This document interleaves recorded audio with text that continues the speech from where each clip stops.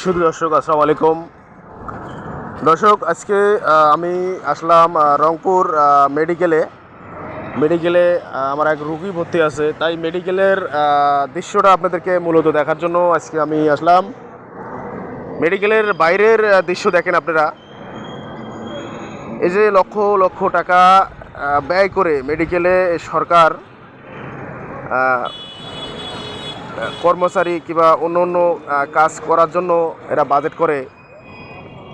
আসলে বাজেটটা সঠিকভাবে হয়, কিন্তু কার্যক্রম এখানে দেখেন সঠিকভাবে হচ্ছে না। কারণ এই দেখেন বাইরের চিত্রটা, এখানে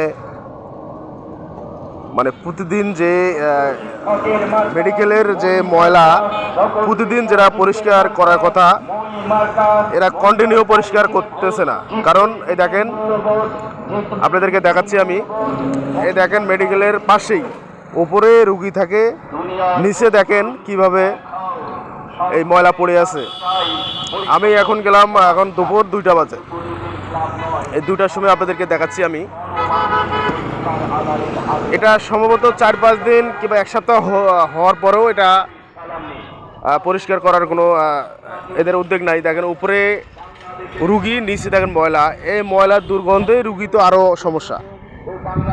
তাই কর্তৃপক্ষের কাছে আমি দেখাচ্ছি যে এই ময়লাগুলো প্রতিদিন যদি সারানো হয়, তাহলে মেডিকেলের পরিবেশ এবং অনেক সুন্দর হয়। তাই কর্তৃপক্ষ এবং সরকার এই দৃশ্যটা যাতে নজরে আনে।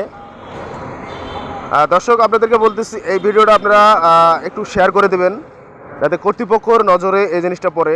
এই যে 2 সাইডে যে ময়লাগুলো পড়ে আছে, এগুলো আমাদের যে রুগীগুলো ভর্তি আছে, এই রুগীগুলো অবশ্যই এটার গন্ধ নিতে হয়। তা এমনি তো অসুস্থ রুগী আরও যদি ময়লার গন্ধ লাগে, তাহলে নিজেরাই কতবা অসুস্থ হয় এটা আমরা অনুভব করতে পারি। তাই এই ভিডিও আমরা যত পারি শেয়ার করি।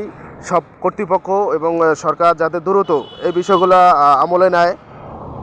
আমলে নিয়ে এই কাজগুলো দ্রুত যাতে করা হয়। ভিডিওটা এখন আপনাদেরকে দেখাচ্ছি মেডিকেলের ভেতরের চিত্র। দেখেন ওয়ার্ডে এত পরিমাণ রুগী ভর্তি আছে, কিন্তু ওয়ার্ডের ধারণ ক্ষমতার বাইরেও বারান্দায় শুয়ে আছে রুগী।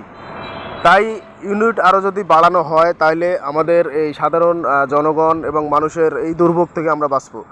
দেখেন রাস্তায় চলাচল, গলির মধ্যে মানুষ শুয়ে আছে, কারণ ভেতরে এত পরিমাণ রুগীর চাপ নিতে না পারে রুগী বাধ্য হয়ে এই রাস্তার পাশেই শুয়ে আছে।